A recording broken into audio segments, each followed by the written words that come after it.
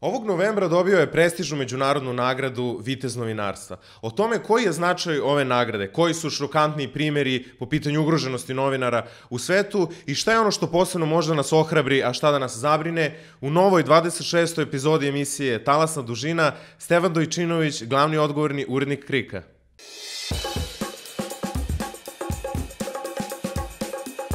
Stevane, dobar dan, dobrodošao u novu 26. epizodu emisije Talasna dužina. Zdravo, hvala. Žao mi što nije 24. epizoda, pošto smo mi najpoznatiji u KRIK-u po broju 24, zbog pričam malo mi 24 stana. Aha. I nekako, ozbiljno taj broj mi se stalno namešta, tako da baš mi čuno da sam ga sad za malo zaobišao, jer kao stalno mi se u životu 24 nekako namesti. Da, dobro. Reci mi, ti si u novembru, ovog novembra dobio prestižnu nagradu Vitez istraživačkog novinarstva, koja ti je uručena u Vašingtonu, ispred Međunarodnog centra za novinare, pa bih volao da počnemo odatle, dakle, zašto je za tebe ova nagrada posebno značajna? Pa, je vjerojatno najveća nagrada koju sam ikad dobio, tako da mislim zbog toga je u suštini značajna i zato što je to stvarno prava međunarodna nagrada. I nekako je mnogo bitno kad dobijete te nagrade, ok, naravno bitno su nagrade koje u Srbiji dobijete za istraživačko novinarstvo, ali mislim da pogotovo sad, i zbog situacije u zemlji, što se dešava s novinarstvom, je nekako mnogo značajno kad dobijete tako neko veliko međunarodno priznanje, jer i time pokazujete da ste ipak u nekom fokusu izvan zemlje.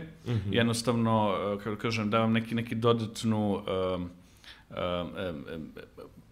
neki boost energije, jer opet mnogo znači kada ste i van zemlje u stvari priznati za ono što radite. Mislim, i van zemlje, pitanje koliko su u stvari priznati u sopstvenoj zemlji, pošto i KRIK i drugi portali koji se bavi istraživačkim novinarstvom su u suštini u Srbiji priznati od jednog dela publike, da kažem.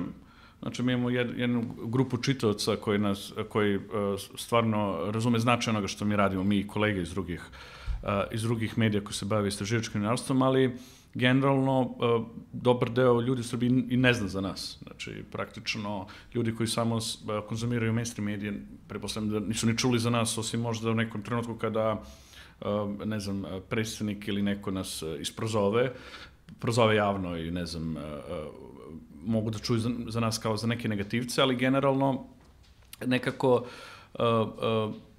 odjedanput onda iz te neke iz vaše zemlje, da jednostavno je toliko ograničeno, odjedanput postajete dobitnik neke veliko priznanje nagrade i zadesite se da pričate na nekoj večeri pred 600 ljudi koji su svi iz nekih bitnih medija i kompanija. Znači, bukvalno, kada je bila dodeljena nagrada, govor sam održao pred ljudima, pred urednicima svih vodećih medija u Americi, znači to je bio 100 za Washington Post, 100 New York Times, znači svakog ključnog medija i tu su bili ljudi iz nekih bitnih kompanija iz Amerike, uglavnom često i nekih, tu su bile IT kompanije koje su proizvodile različite aplikacije, znači jedan put vidite neka velika i bitna grupa ljudi stoji ispred vas i vi možete u stvari tu nešto stvarno značajno da kažete i onda razumete da jednostavno mnogo bolje i jasnije vidite i vidite iz toga kako ljudi reaguju na vas, na vaš rad, iz razgovora s tim ljudima,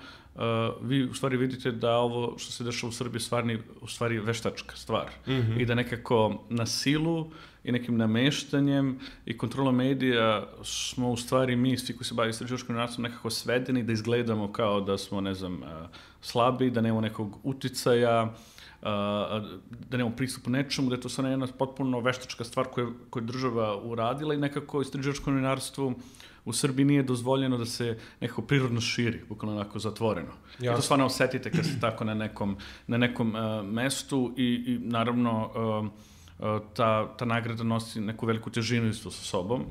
I mislim, baš vidim koliko mi je novih kontakata i neki prodor dodatni obezbedila.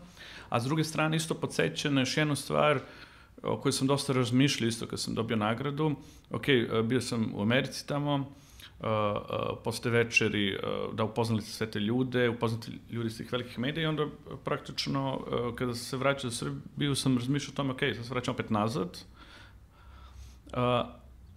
i opet se vraćamo na neke dnevni posao i dnevne teme koje radimo, ali sam razmislio i malo se vratio nazad kroz svoju karijeru i sjećam se da, na primjer, nekih 4-5 godina ranije sam mnogo više radio na nekim pravim međunarodnim pričama. Znači, nekim pričama koje povezuju mnogo više zemalja, koje su globalne. I vidio sam da u suštini smo dosta posljednje godine odvučeni, da nekako smo sve uže i uže radimo teme i sad bukvalno smo se toliko skoncentrisali isključivo na ove neke naše predstavnike vlasti i oni su nas uvukli u to da mislim da smo i malo i zapostavili neki globalni koncept. Zato što u suštini priče, ako gledate korupciju i kriminal, to je jedan globalni fenomen i retko kad može da se odigra samo u okviru jedne zemlje. I mislim da smo neke stvari tu zapostavili. Naprimjer, ranije smo mnogo se više bavili tim nekim prekograničnim kriminalnim grupama i baš smo mislili da možda, osim toga da sad baš rešetamo jednog političara s drugim, da možda malo se isto i vratimo u te neke međunarodne vode. Jasno. Reci mi, jel doživljaš ovu nagradu kao neku vrstu, između svega ostalog, kao neku vrstu dodatnog sloja međunarodnog imuniteta koji bi sad ipak i ti i tvoj tim trebalo da uživati? Pa mislim da jeste, definitivno. Mislim da je još jedan aspekt, da, taj je zanimljiv je to što mislim da kada naši novinari dobiju neke međunarodne nagrade, ne samo naši, nego svi novinari iz nekih zemalja da je bezbednost novinara ugrožena, da je definitivno da je jedan taj sloj, jer opet skrenuta je pažnja na vas. Pričali s vama, kao što tu ste upoznali sa tim značajnim ljudima i onda mislim da definitivno taj fokus koji ste tako dobili da vas čini bezbednim u zemlji. Mislim definitivno je tako. Jasno. Ja sam ti pohvalio govor na Twitteru, govor ti je bio sjajan, inspirativan i izuzetno vešt za američki nekako politički kontekst. Dakle, ti si iskoristio naše iskustvo istorijsko, dakle, kako raste autokratija i kako preuzima demokratiju, da opomeneš Amerikance da je to nešto slično možda može i njima da se desi. I to sam spomenuo da liberalni američki krugovi vole da se lože da su oni sa Trumpom u nekoj vrsti opasnosti, daleko su od opasnosti u kojoj se nalazimo mi, na primjer, ili neke druge srodne države. Interesuje me, jesi imao neke posebno zanimljive reakcije na taj govor posle toga? Pa da, mislim, u suštini tu sam se lomio kada sam pisao govor između dve stvari. Jedno je bila neka klasična stvar koja bi se uradila, je bilo da u suštini održim govor o situaciji u Srbiji. I da spomenem praktično šta su mi tu otkrili, do detalja pritiske koji se ovde radili. Onda sam kao razmišljao zašto bi to radio. Ako ću imam šansu da pričam pred tim ljudima, hoću da nađem neku vezu, da ih zainteresujem na neki način i kao što sam rekao, shvatio sam da na neke stvari mora malo više globalno da se gleda. Razumio sam da u suštini ako pričamo kao taj rast tih populista i koji polako osvajaju razne zemlje i po Evropi i sa Trumpom u Americi, mnoga isto novinarska istraživanja su pokazala da su oni dosta povezani, mnogo više povezani nego što se veruje. Znači, ta ekipa je u suštini dosta povezana, oni razmenjuju različita iskustva, čak često će se pojavljivati isti likovi, isti advokati, iste PR agencije koje rade za sve te likove, pogotovo na Balkanu ako gledamo, poprilično jaka veza između, Vučića, Orbana, Mila Đukanovića, vidjet ćemo da isti ljudi u stvari cirkulišu oko tih ljudi i onda sam skontao da to jeste globalni fenomen. I u Americi sam, imam sve te ljude kojim pričam i mislim nekako tu mi je došlo da u suštini opet trebam iz tog nekog uskog srpskog fokusa da pokušam malo povedem neku širu sliku. Jasno. S druge strane, ono što mi je kao, mislim, svih ovih godina, pogotovo kad je Trump došao na vlast, sam nekako, ja uvijek ih gledao iz tog ugla, pošto radim sa dosta Amerikanaca, inače, u mreži OCRP. OCRP je globalna istraživačka mreža i KRIK je članica te mreže i tako da često radim s tim Amerikancima i nekako ja sam uvijek tu se kao nešto kladio s njima i predviđao što se desi. Često sam bio u pravu, zato što sam ja i sve što se dešavalo tamo gledao iz ugla ovoga što se dešavalo ovde. Znači iste kao stvari sam primećivao. Neke stvari ne mogu da naravno da prođu u Americi jer je to ozbiljna država za razliku od Srbije, ali stvarno neke sličnosti su bile tu. I onda sam bio u fazonu kao da u stvari govor koncipiram iz tog ugla, da im pokažem kao ako stvari nastave da se kreću u ovom smeru gde mogu da odu. Jasno. Kad si opisivao te korake, kako autokratija može da proguta demokratiju, dakle, naveo si neku vrstu baš step by step upozorenje. Sad, poslednja stanica na tom putu autokrata kad preuzimaju do kraja demokratiju, naveo si da jeste nacionalizam, okretanje mržnji, dakle, okretanje prozivanju i ugrožavanju odnosa sa susedima. Pa, volio bih da na tom tragu negde prokomentarišeš da li vidiš da bi to bila poslednja stanica i ovog našeg režima koje je trenutno... Da, definitivno, ali još smo daleko od toga. Znači, mislim, koliko vidim, još uvek trenutno smo u toj fazi da ovaj režim bar javno pokušava da se predstavi kao neki mirnodopski, ali da povezuje region, imamo taj mali Schengen, sad priča. U suštini, ako analiziramo Vučićeve govore, oni su još uvijek na tom nivou da on stalno je kao protiv, jako njegovi mediji, propagiraju nasilje i mržnju, on uvek u njegovim nastupima, baš se tiče tih kao regionalnih odnosa, pokušava kao to da smiruje, to je igra koju igra. Ali mislim da u posljednjem koraku, i to se uvek tako desi, kada režim oseti da se drma stvarno, definitivno uvek se desilo i istorija se uvek ponavlja da je onda taj nacionalizam poslednje utočište. Znači, poslednja stvar koju možete vi da uradite je da u suštini potpuno skočite u polje nacionalizma i da krenete pravite neke konflikte i razumete, to je jedna stvar koja može da vas spasi u tom trenutku i koja vas nikad ne spasi. Znači, niko nije u stvari na kraju pobedio, osim možda trenutno, ne znam, Putinu je dobro to prošlo sa Krimom, na primer, ali to je drugi slučaj. Mislim da u zemljama kao što je Srbija uvek na kraju izgubite u tom polju, ali opet nekako mislim da prirodno to vam je poslednji zaklon koji imate. Kada se bukvalno sve ogoli, kada građani postanu do kraja svesni, što još uvijek nije slučaj u Srbiji, koja je prava priroda režima, a to je na kraju u suštini će se svesti na korupciju i organizovani kriminal,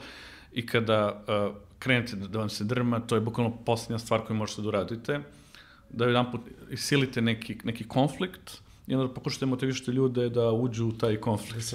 Mislim, to su 90. već smo videli. Jel misliš da je neminovno, pošto postoji jedna škola mišljenja koja kaže da je Vučić naučio na greškama iz 90-ih, da neće ponavlja greške Miloševića, da neće da nas okreće Belorusiji i tim egzotičnim nekim savezima. Ali postoji takođe uverenje da je stepen korumpiranosti i stepen prisustva kriminala koji je u vezi nekako u najširem smislu sa elementima ove vlasti toliko veliki da Vučić zapravo i neće imati široki dijapazon mogućnosti kad se javna podrška izgubi, kad gotovo bilo. Da, mislim da je ovo drugo pitanje. Zato što pitanje je celo koliko se duboko zagazili. Jer postoji neka granica iza koje kad pređete ne možete lako da izađete iz svega. Evo, naprimjer, mislim da je dobar slučaj, ako uzmemo Mila Đukanovića, koji je savršeno složio tu priču sa međunarodnog aspekta, da dobije veliku podršku iz Zapada. Znači, on je sve to lepo složio i u jednom trenutku je hteo da ode iz politike i povukao se bio zvanično. Onda vidimo da se jedan put vratio. I sada, ne znam tačne razloge zašto je nestao, pa je prekršio taj plan i vrati se nazad, ali mislim, moramo je prepostaviti da u suštini, kada ste toliko daleko ušli, da u suštini razumete da nije tako jednostavno i ne možete stvarno da izađete iz toga. Vi da morate se boriti do kraja, zato što mislim da kontakte i veze koje ste napravili i ulog je toliko veliki da vi stvarno više ne možete da odete i nestanete iz te priče.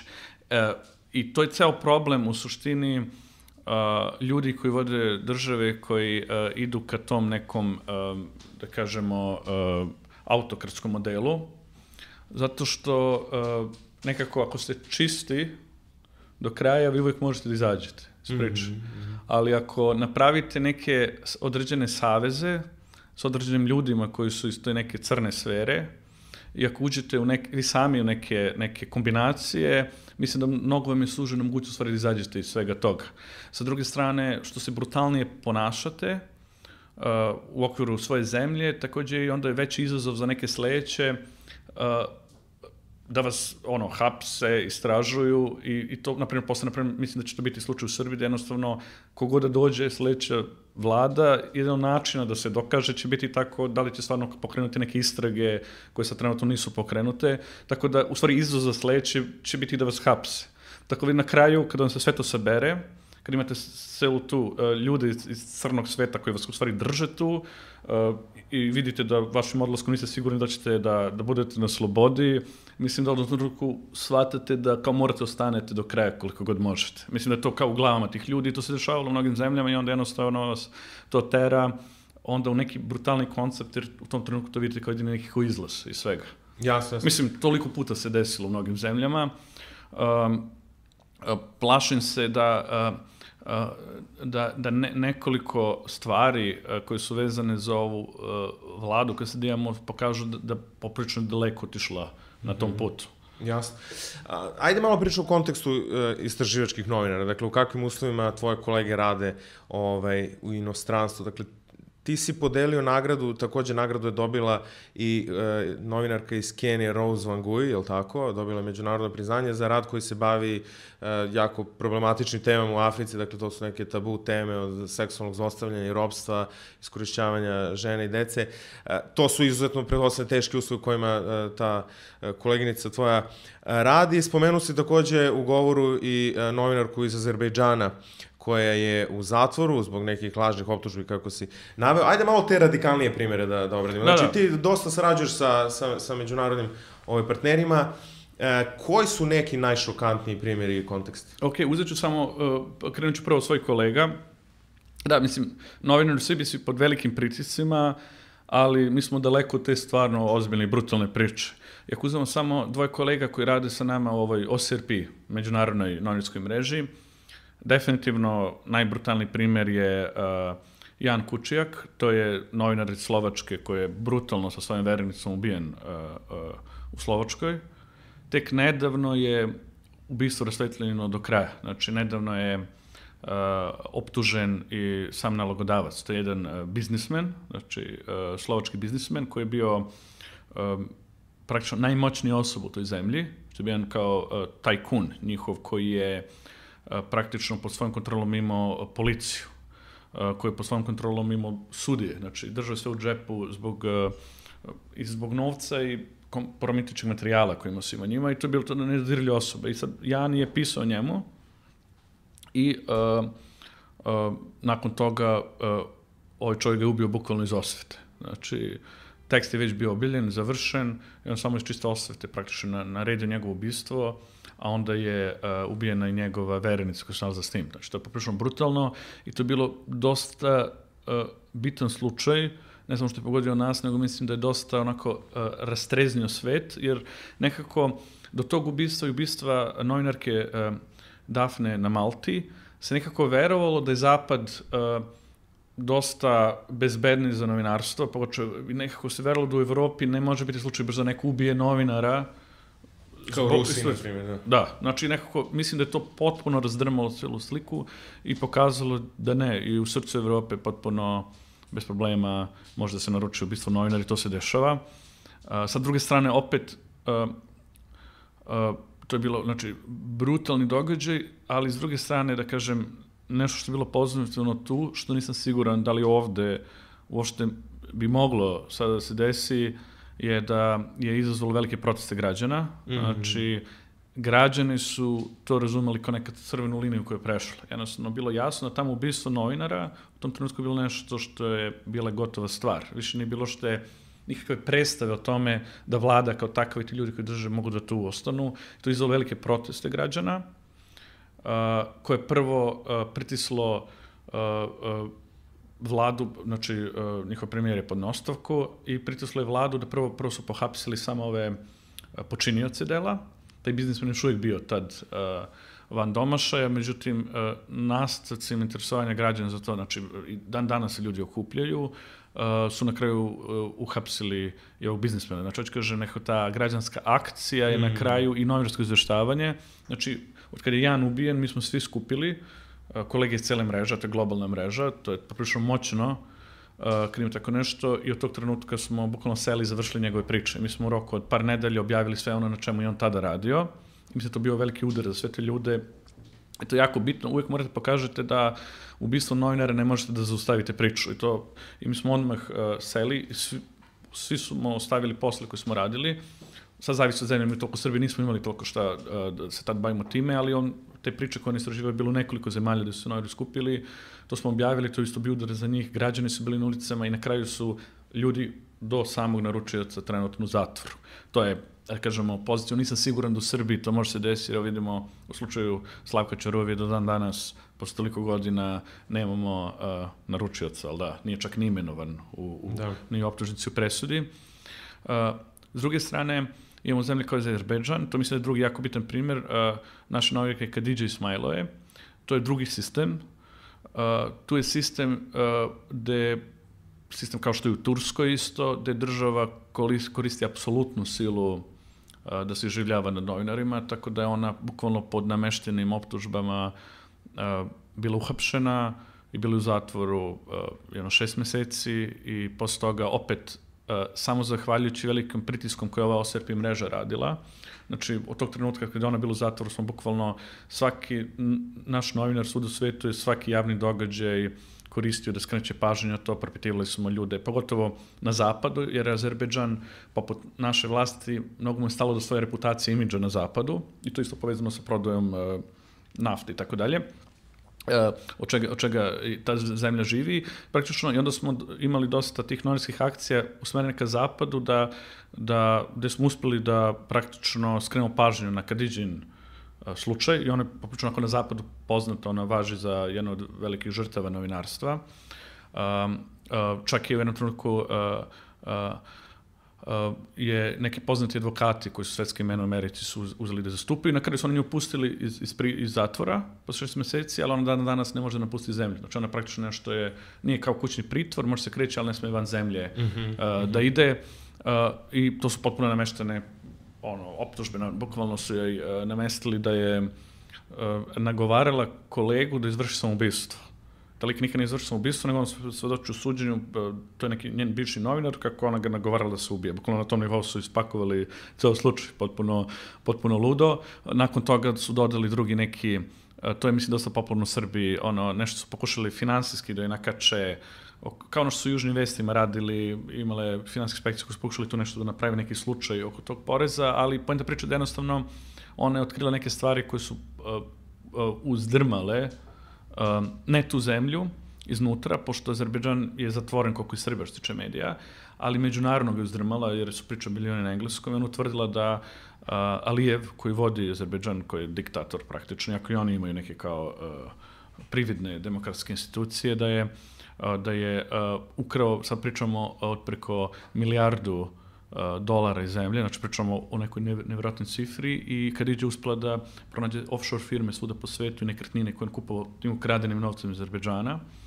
Prvo se oni nisu plašili, kao u Srbiji, kontrolisali su medije, tamo čak i internet kontrolišu, znači jako je teško u suštini, još teže nego u Srbiji proći informacije, ali ti slučaji su toliko postali popularni međunarodno, da su ga tako žestoko udarili što nisu očekivali. I onda su oni poludili, zato su uhapsili. Posebno, samo kažem, ključna stvar tu priča je bila da su oni, kolegi iz OSRP-a, nakon što ona je bila, što je uhapšena, su uspeli da otkriju da su čak, da je porodica Alijeva, koja vodi Azerbejdžan, je potplaćivala ove parlamentarce u Evropskom parlamentu. Znači, uspeli su za nekoliko parlamentaraca u Evropskom parlamentu da vide da su bukvalno na račune dobijali novac od njih, jer je bila neka rezolucija koja je trebala da bude usvojena, koja osuđuje kršenje ljudskih prava u Azerbejdžanu, jer oni stalno mnogi aktivisti, novinari, političari su hapšeni u toj zemlji, i onda su oni bukvalno potplatili par parlamentaraca da ne glasuju za tu rezoluciju, ona nije prošla kroz parlament. I posle stvari otkriveno su ljudi bili potplaćeni u parlamentu, i to je baš onako, takođe opet zbunilo da se ljudi nisu očekivali u Evropi, u Evropskom parlamentu tako nešto se dešava, i posle tih par stvari je bio veliki pritisak na njega i on je morao kao da je samo pod pritiskom da je pusti iz zatvora. Mislim da se lično se desilo kao i za hapšenje ovog predstavnika opštine Grocka. Ja sam ubeđen da na kraju je on uhapšen samo zbog nekog pritiska javnog koji je bio isto na predstavnika, na Aleksandra Vučića. Znači se da neposredno pre toga su ga čak ispitivali na onom, što je tad bio ekonomski forum, ja mislim, u Davosu, tako nešto. Znam da je, mislim da to bio bitan događaj. Oni su već bili uhapsili ove likove koji su bacili praktično molotovljev koktel i zapalili, ali kao ništa nije bilo o tome ko je to naručio. jako se svi pretpostavljali da je bio predsjednik opštine Grocka. I znam da je onda u Davosu, na ekonomskom forumu, su novinari ispitivali, mislim da je čak bio sin ove Dafne koja je ubijena u Malti, da su oni pitali Vučića tu šta se dešava s tim i vrlo brzo nakon toga je i predsjednik opštine uhapšen. Ja mislim da je to bilo dosta uticalo da se to desi i mislim da u ovakvim režimima je esencijalno i ključno u suštini taj neki spoljni pritisak i spoljna pažnja za sve ove slučaje o kojima pričam. Jasno, vratit ćemo se na to je zanimljiva poenta kako da se stvori neka vrsta te međunarodne prekogranične saradnje o kojoj se spomenuo u govoru, nego pre toga reci mi, da li očekuješ u Srbiji popravljanje ili pogoršanje uslova što se tiče rada istraživačkih novinara? Pa mislim da u Srbiji trenutno su zaokružili celu priču. Tako da mislim da je trenutno plan da ostane ovako kako jeste. Mislim da ovim, pogotovo kupovinom ove posljednje 2 televizije sa nacionalnom frekvencijom, mislim, bar se nadam, mislim da je naša vlast u suštini zaokružila celu stvar što se tiče medija. Mislim da je to bilo ključno da imaju kontrolu. Hoće da kažeš segmentirano je sad negde tržište javnosti i neće sad da se... Pa ne, nego hoću kažem, oni su oplike zapušili sve čepove. Znači, mislim da posljednja stvar koju su se brinuli je bila ta, hteli su da budu sigurni da imaju kontrolu nad svim televizijama sa nacionalnom frekvencijom i onda nije znalo šta će se desiti sa bivšom B92 tadašnjom i onom prvom i mislim da praktično sad nakon onog skandala koji se desio sa Telekomom i Kopernikusom, kad je to kupljeno, mislim da su zaokružili njihov plan. I mislim da su sad zadovoljni u smislu, mislim da kontrolišu ono sve što su želi da kontrolišu. Tu ima par nekih nezavisnih medija i mislim da u ovakvoj situaciji mogu da budu zadovoljni, ali ako oni sami bolje hendluju stvari. Mislim da je ono što je problem koji sebi napravili, nekako da gledam, mislim da je mnogo efikasnije su radili pre godinu dana. Pre godinu dana neki odnos vlasti prema medijima je bio više kao potpuno ignor, znači ignorisanje, i to mi je mnogo moćnije, i ja sam mislio da su konačno posle toliko godina to naučili, pošto i nas su stalno napadali, gazili, i jedan put, sećam se, tako, prošle godine uglavnom bilo takva da su oni pokušali što više da ignorišu nas i druge nezavisne medije, i to je bio kao poprilično kao pametan koncept, jer u smislu na taj način i nama nisu davali prostora, nisu nas čak ni spominjali imenom, znači tad su umjesto KRIK rekli bi neki portal, naprimjer, tako dalje. Znači oni su kontrolisali, to je bio neki više pristup, da kažem, koji je bio bliži demokratskoj stranci, pre dolaska Vučića. Znači, da, koncept demokratske stranke je bio i tada, sećam se, mi smo radili priče, ne znam, o Miroslavu Miškoviću u Cinsu, tada sećam i to isto nije moglo nigde da ode. Mislim da samo BDS2 je tada objavio. Znači, Tadićev pristup je više bio u fazonu da kontrolišeš medije, da ne dozvoliš taj problematičan sadržaj da stigne tu, ali nema nikakvog revanšizma. Znači, nije ti da se obračunavaš s medijima, nego jednostavno samo ti kontrolišeš ovo što je ključno, i to je bio neki koncept koji onda kada je Vučić došao, on je više onako imao neki brutalni koncept koji je u fazonu ne samo da ti paziš da informacija ne stigne na ovdje, već da se obračunavaš i uništavaš ove. Verovatno je vezano i za njega kao ličnost i savjetnika koji imao, na primjer, mislim da tu mnogo odlučuje ta njegova bliskost koju ima sa Vladimirom Bebom Popovićem i tim ljudima koji su, mislim, imaju taj kao brutalni pristup. Međutim, onda su imali taj preokret, pre godinu dana jedan put se totalno preokrenuo situacije, sećam da u fazonu šta god smo objavili više nisu ni komentari, baš su se pravili da ništa ne postoji. A onda pre par meseci jedan put opet se vraćaju na staro i sada ima jedan potpuno ovdje haos. Znači sad opet se obračuni vratili.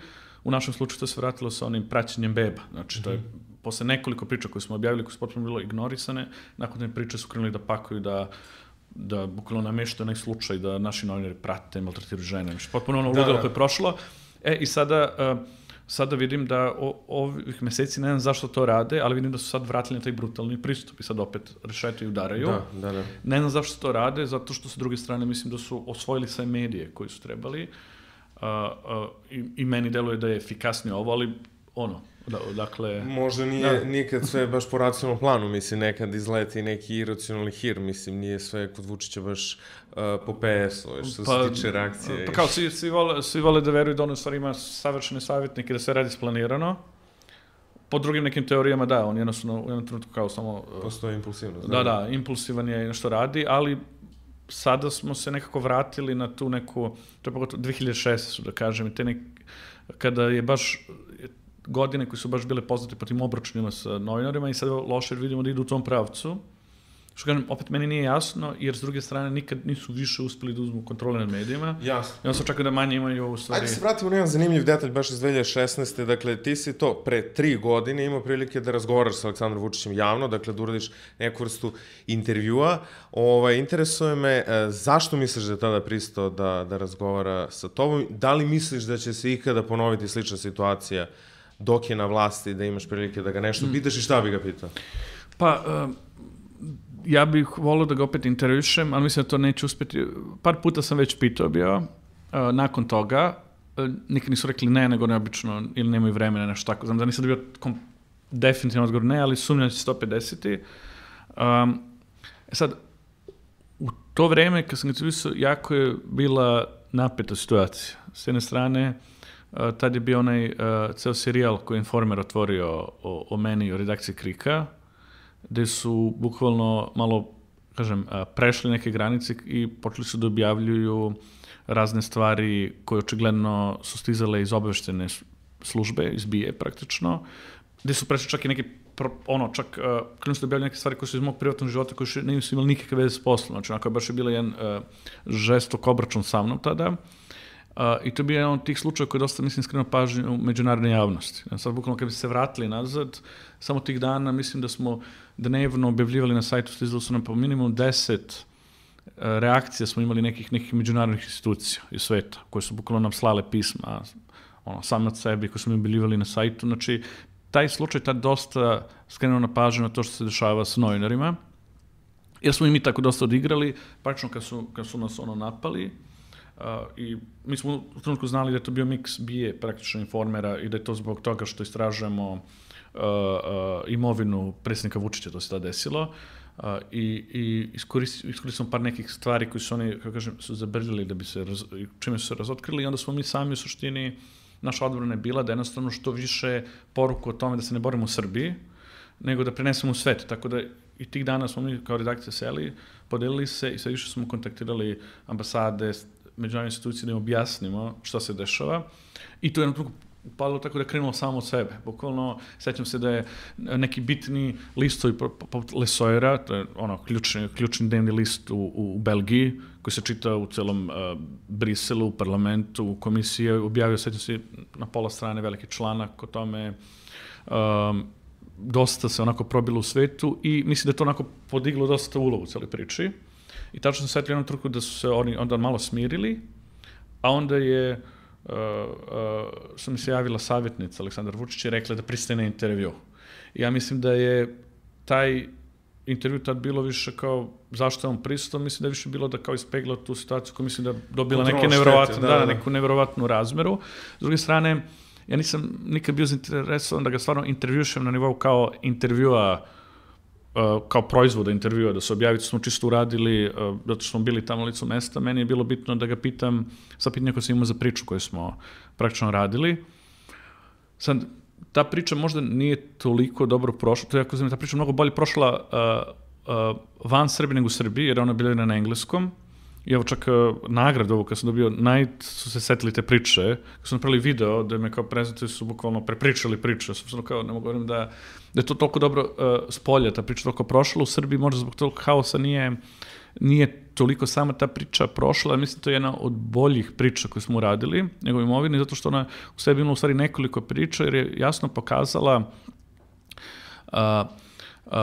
neki, da kažem, način i modus operandi kako Aleksandar Vučić postupa. Mislim da je malo srušilo taj njegov koncept koji je gradio u javnosti, do tog trenutka malo je posle odustao od toga, ali do tog trenutka on je sebe u javnosti isključivo gradio kao neko koji je bukvalno sa nekog socijalnog dna, koji nema nekog novca, sećam se da sat je bilo za njega nemoguće da kupi, koristio tada u tom trenutku mobilne, onaj sa tipkama, znači bukvalno jeftina odela, mislim da je malo sad odustao nakon toga, međutim u priču su pokazali da u suštini oni porodica samo muža su prilično dobri, dobri na nivou neke bolje srednje klase, ja mislim, ovde u Beogradu, znači da smo negde blizu 1.200.000 evra smo izračunali samo stanove koliko vrede koji imaju u Beogradu, ali s druge strane način na koji su oni dolazili do tih stanova je jako bio zanimljiv, jer je pokazao da do tih nekih nekretnina su dolazili isključivo koristeći položaje koje Vučić imao, što se desilo i 90-ih i danas, to je jako zanimljivo. To je, u stvari, najzanimljivije otkriće je bilo je poznato da je on dobio jedan stan 90-ih dok je bio ministar informisanja, ali, na primjer, mnogo je bilo zanimljivije kako je njegov otac dobio stan u Krunskoj.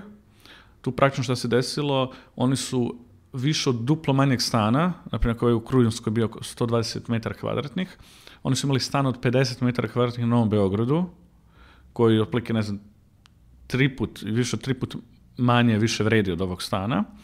Sad stan ovaj u Krunskoj, gde sada žive, njegov roditelj je bio u vlasništvu Narodne banke.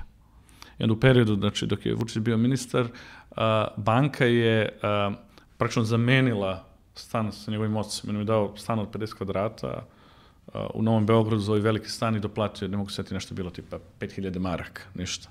Ali, hoću kažem, i on će često, vidim, u skoro svakom pojavljivanju, ako gledamo intervjue Aleksandra Vučića, kada ima neke intervjue, kada je za RTS ili za Pink, uvijek jednu rečenicu uvijek da ponovi. I tu vidim da smo uboli tom pričom pravu stvar. On čovjek kaže, ja sam jedini kome se nikad imovina nije uvećala dok je na vlasti. I to će uvijek istakne. I to nakon naše priče uvijek ističe i to je bukvalno ono što klasično radi. Znači, bukvalno priča je dokazala to da se njemu isključivo imovina uvećala dok je bio na vlasti. Nikad između. Znači, bukvalno samo tad. Znači, bukvalno dok je bio ministar za informisanje, on je dobio jedan stan, njegov otac je dobio u Krunskoj, gradili su kuću, sad kad se vratio na vlast, on je kupio garsonjeru u Belvilu, njegova supruga Tamara Vučić je kupila garsonjeru stan odmah pored njegov, znači bukvalno samo tad je, međutim on to klasično radi, on uvek onda izokrene, ali to radi kada priča je stvarno, to imamo kod ovih priča koje stvarno ubodu u pravu stvar izotkriju, onda to već 2-3 godine uvek kad se pojavi, izađe uvek tu rečenicu da kaže. To je potpuno obrnuto, to mi je kao baš zanimljiv signal. Mislim, ono na nivou nikoga čak i ne pita, samo izađe i tu kao mora poentira. Ali hoću kažem, mislim da ga je priča rekonstruisala na tom nivou da, on nije neko moralno superiorno biće kao što sebe pokušao da predstavi. Ok, to smo znali, ali uglavnom su se vezivale stvari koje su tiču ratovi, 90. nacionalistički govor, ali mislim da je jasno iz ovih primjera da je što tiče neke druge strane priče, da je čovek koji jednostavno ti iskoristiti poziciju svoju da završi nešto za sebe. To hoće kaži. Samo mi ukratko kaži šta bi odabrao da razgovaraš sad ukoliko bi imao priliku, hipotetički. Dakle. Pa sad bi bilo, znači, mnoge bitne stvari otkriću se desilo nakon tog intervjua. Da. Tako da sad bih volao stvarno da prođem, kad mogu da sedim sa Vučićem, ali za razliku od ovoga, tada kad sedim s njim sam samo projurio kroz sve, sad bi radi izabrao 2 teme i pokušao do kraja, do detalja da prođem, a ako sećamo, to je bila 2016. Zato nedaleko velika prošlost Srbija, nakon toga je bilo toliko velikih stvari koje smo i mi otkrili, drugi kolegi, mislim tako da bi praktično u moru tih slučaja, mislim, uzeo neka 2 ključna otkrića o korupciji i pokušao to da sedem do kraja ili neka, kako da kažem, možda ne ni toliko korupciju, ali ono što mislim da je bitno, neke odnose koje postoje između nekih kriminalnih grupa i ljudi u vlasti, neki koji do njega, i mislim da bi vratno to pokušao do kraja da raščlanim, bukvalno. I tu ima više tema. Znači, definitivno mislim da je isto dobar trenutak s njim do kraja prođe kroz celu priču oko Zvonka Veselinovića, kao ekipe sa Kosova. Zatim, mislim da sada razgovarati o Siniši Malom, o njemu je mnogo drugačije nego tad. Tad smo imali samo praktično taj jedan prvi serijal koji smo bili o njemu, sad su toliko stvari su još prošle, Lončar, sve te stvari su se mnogo nadogradile, tako da, mislim da, šta god od toga, ima toliko tema.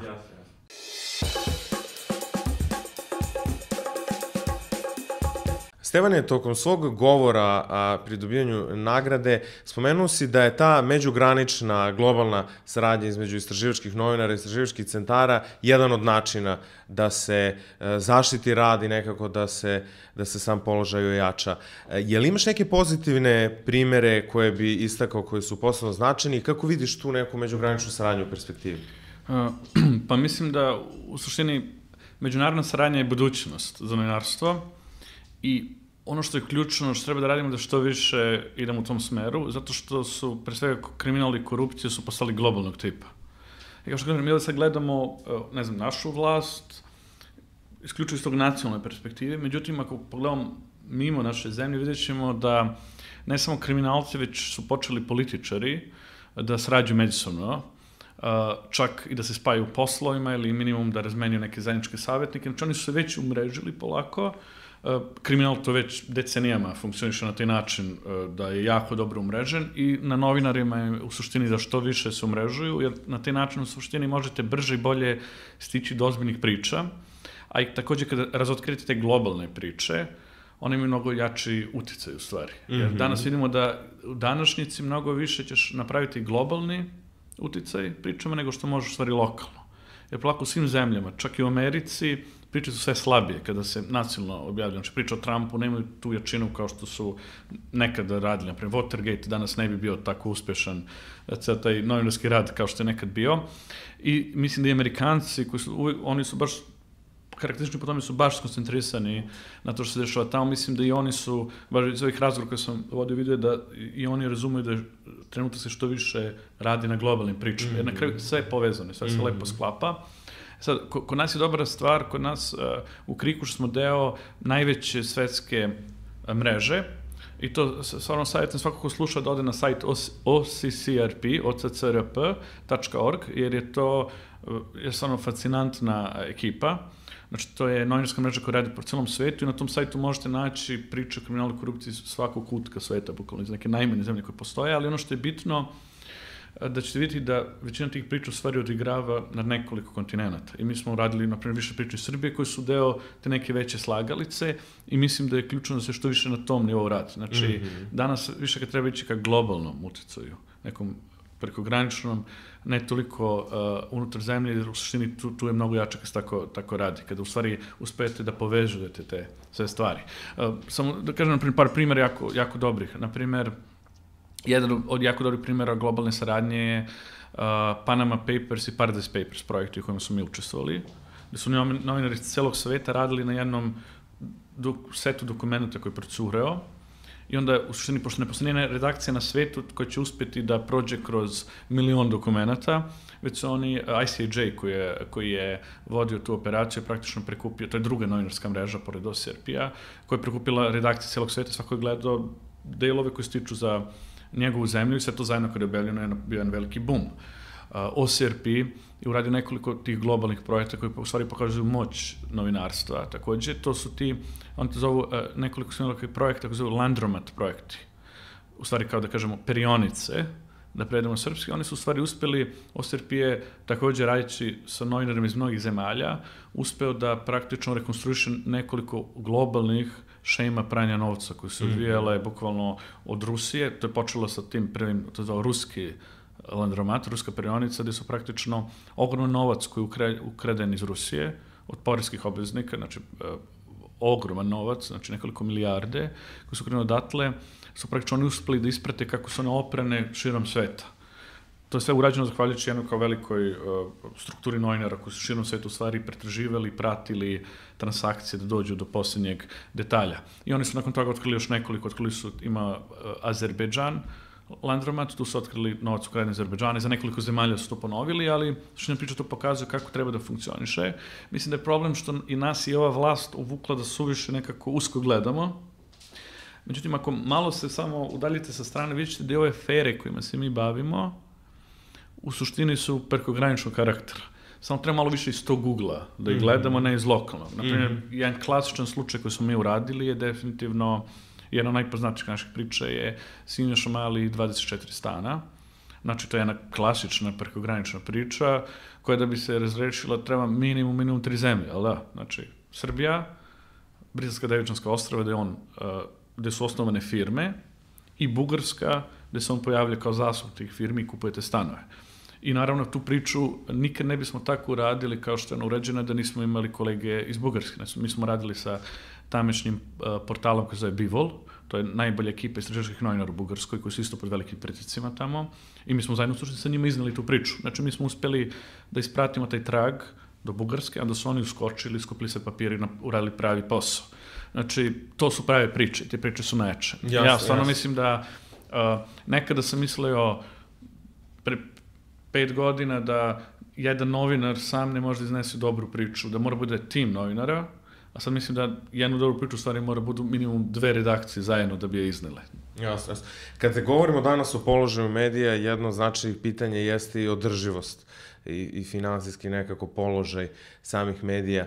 Kako su ti razmišljali na tom polju? Dakle, da li vidiš da je održivost i finansijska stabilnost nezavisnih istraživačkih centara nešto što je prioritetno pitanje za položaj? Mislim da generalno istraživačko novinarstvo ne može da bude održivo. Znači, nikad kroz istoriju nismo došli do nekog dokaza da je to stvarno moguće da se uradi. Jer jednostavno nije. Istraživačko novinarstvo je na nivou nekog javnog posla, koji možda i ne želiš da ga imaš, ali moraš da ga imaš. Kao što, ne znam, policiju moraš da imaš, da? Mada to je kao državna institucija, ali da, policija nam treba da spreči kriminal. Tako mi treba u suštini istraživačko novinarstvo da neko pazi šta država radi i da li se stvarno obračunava sa kriminalnom korupcijom, da to kazu javnosti. To nije komercijalna delatnost i nikom nije uspelo toga da napravi novac. Niko nije. Nije ni Guardian, ni New York Times, ni Washington Post. Možda postoji 1 ili 2 primjera u svetu da ćemo naći kao neki izuzeci, ali generalno mislim da od istraživačkog novinarstva ne možeš da napraviš novac.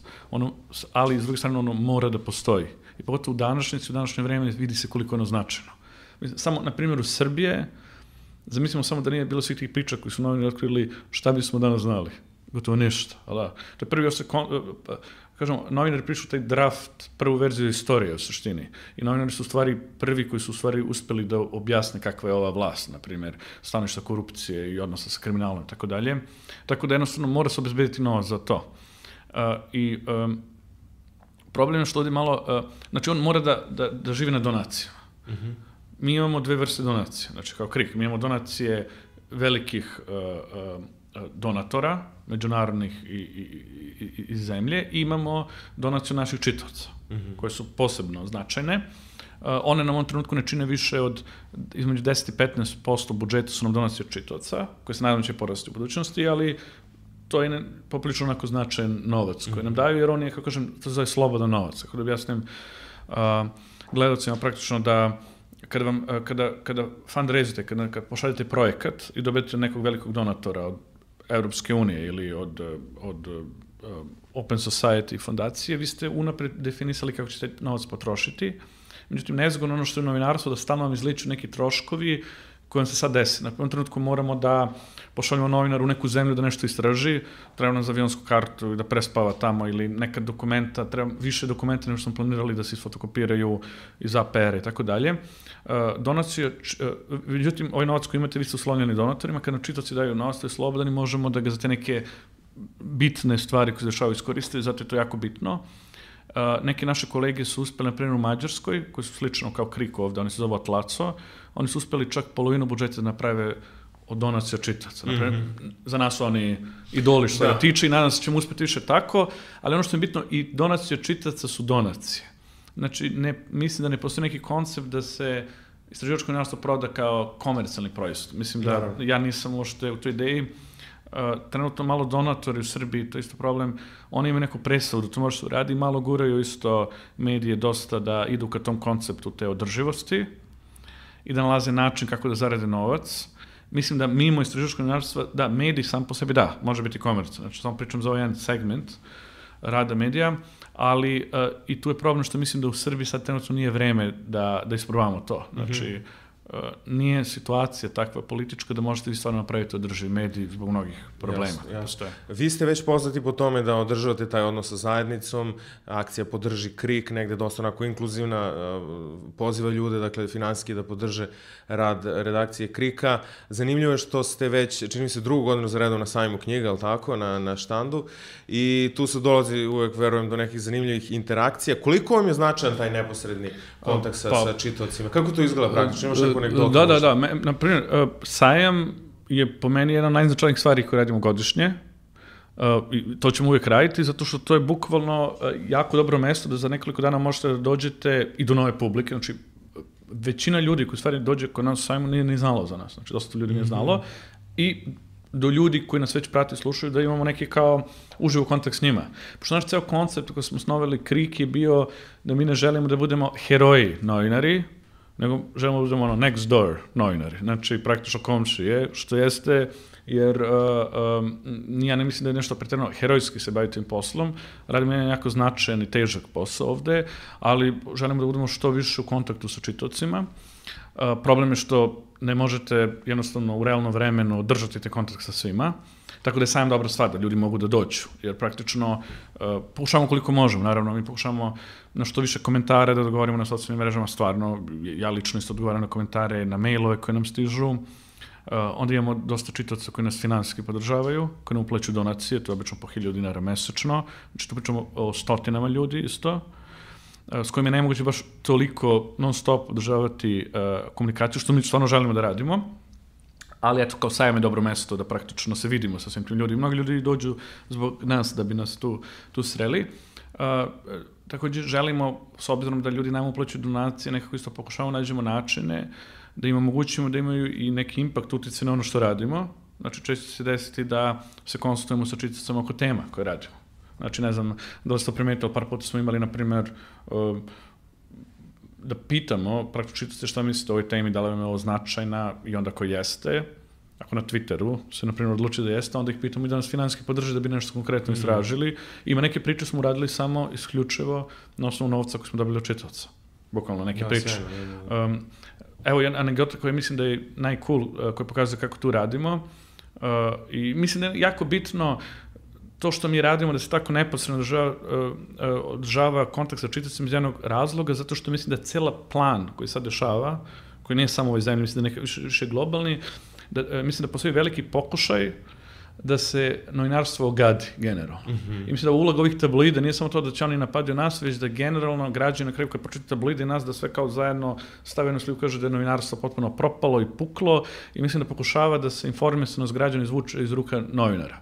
I meni je to okej, što je internet mesto slobode da svako može se bavi novinarstvom, sve to u redu, ali opet je mnogo bitno da se drži novinarstvo, jer opet želite imate neko ko će profesionalno praktično da prolazi kroz sve te informacije, ne čisto da ih baci na internet za vas i da možda vam kaže šta je tačno, šta ne. Sad mislim da je ovo održavanje kontakta s čitaocima jako bitno, zato što to je jedan način da se borite protiv toga, zato što ljudi tu imaju mogućnost da nas upoznaju, da vide kako smo mi i mislim da održava poverenje u medije, to je jako ključna stvar. A evo samo brzo anegdota, pošto mislim da je jako zanimljivo kako to radi. On bila u jednom trenutku, nakon nekih priča koje sam objavio s Sinši Malom, bilo ih je puno, ne znam koje, u politici je na 2 strane osvanuo neki očigledno promo tekst plaćena reklama, o tome kako je Mali super, sve njegovi uspjesi u Beogradu, međutim, on je napravljen kao pravi tekst, bio je napisan kao pravi tekst sa sagovornicima, sa svime i nigde nije bilo označeno kao reklama, što je i kršenje zakona, jer vi ste dužni, ako imate plaćeni prostor, da označite čitaocima.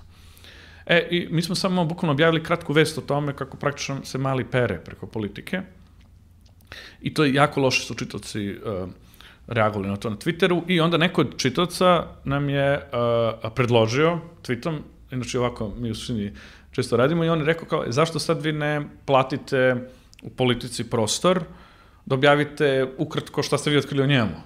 I mi kao, to je cool ideja i mi smo onda pitali, ok, to ćemo raditi, pozvat ćemo koliko košta prostor i ako hoćete da čitaoci nas doniraju, to će da uradimo. Onda smo pozvali, mislim da je, na primjer, bilo 2000 evra, na primjer, ne sećam se tačno cifra ima na našem sajtu, i onda smo rekli čitaocima, ok, evo bilo je 2 dana, 48 sati, nam uplatili donacije i sećam se toga, skupimo, da. Ljudi su nam uplatili, znači imali smo cifru, pozvali smo politiku, poslali smo tekst, međutim oni su odmah, ne možemo ovo zbog ovoga, sad i taj naš tekst im bio problematičan, nisu otvoreno rekli iz toga što Sinša Mali, a našli neka, ne znam ja, našli su neke izgovore zašto da ne objavim, nije uspelo, što smo onda mi uradili, to je mislim, ovo je u suštini ključni deo priče, pošto nije uspelo, smo rekli čitaocima, ok, nije politika htjela da objavi, imamo vaš novac, i to je ključni deo, znači kada se neko, to mnogi ne razumiju, kada neko donira novac od čitaoca, vi morate da mu omogućite da možete to da ispratite i da raspolažete ime do kraja. Onda smo mi poslali mailove svima koji su nam uplatili u ti prethodne 2 dana i poslali smo im kao 3 opcije. Rekli smo, ok, imamo ovih, naprimjer, 2000 evra, ne znam kako je bilo vaših, odlučite od ove 3 stvari kako mislite da najbolje da se taj novac potroši. Onda smo im ponudili praktično, ne znam, da uložimo u neko istraživanje, ne znam što je tada bilo nešto toku, mogli ste čak i da vratiš novac i tada nam je trebao neki dobar kompjuter koji smo trebali da kupimo i pitali smo ili da kupimo kompjuter za reakciju na fali. I onda su čitaoci glasali naredni dan i ono što je jako lepo, izglasali su da kupimo kompjuter. I obično će tako desiti, uvijek ćete podržati neki kao core za te ključne stvari, ali eto, to je u suštini način kako radimo i to je, mislim, poprilično, mislim da je cool način i mislim da ljudi se dosta sećaju da imaju dosta, jednostavno, znaš, ako nam uplata i 1000 dinara, želimo da imaju neki utjecaj na dalje toga. Jasno, sjajno. Za sam kraj volio bih da prokomentarišeš jedan utisak koji sam stekao. Istraživačkim novinarstvom u Srbiji se bave dosta mladi ljudi i negde stičem utisak da uz sve svoje izazove koje ovaj posao nosi sa sobom, postoji neka čudna privlačnost koja mlade, kvalitetne ljude privlači istraživačkom novinarstvu. Kad pogledamo kako radite i vi, CINS, BIRN i tako dalje, deluje da, i ono što imam prilike da pričam sa mladim ljudima, deluje da ste izuzetno primamljivi za kvalitetne mlade ljude. Jel deliš taj utisak i kako vidiš u perspektivi da će se odvijati to? Pa da jeste. Mislim, dobra stvar kod mladih ljudi, zato što su oni spremni za borbu, za avanturu, tako da oni nisu kao neke starije generacije, u ovom trenutku su više onako konformistički, koji samo gledaju da se ne zameraju. I to je generalno problem tog novinarstva, bar tih novinara koji su, na primjer, za generaciju iznad mene, jer su oni mnogo lako predali ovoj vlasti, zato što uglavnom izgovori će biti da imaju neki kredit koji treba da plaćaju, imaju porodicu, onda su rešili da u suštini se cenzurišu, jer u Srbiji u stvari najveći problem je autocenzura, to je ono što se dešava. Mladi ljudi koji gledaju sa fakulteta, oni su spremni za borbu i puni su energije, jel da?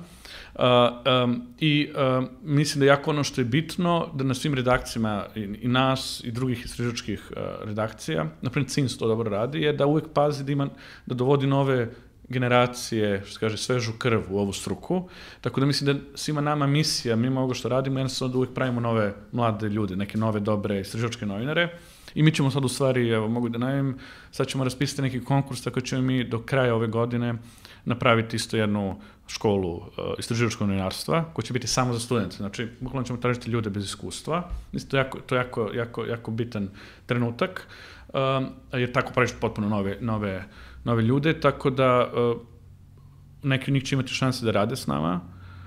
Sad, naravno, pričamo 2-3 možda ljudi, ali to je dosta. Znači, praktično, ako svako od nas, to je CINS i BIRN i druge redakcije, napravi po 2-3 novinara, ne moramo ništa da brinemo. Uvijek ćemo mlade ljude koji će uspeti da ulete u tu priču. Jer mislim da je to jako bitno da se održava taj lanac. Stevane, hvala ti na sjajnom razgovoru. Hvala tebi, tako da se nadam da se vidimo opet. Naravno.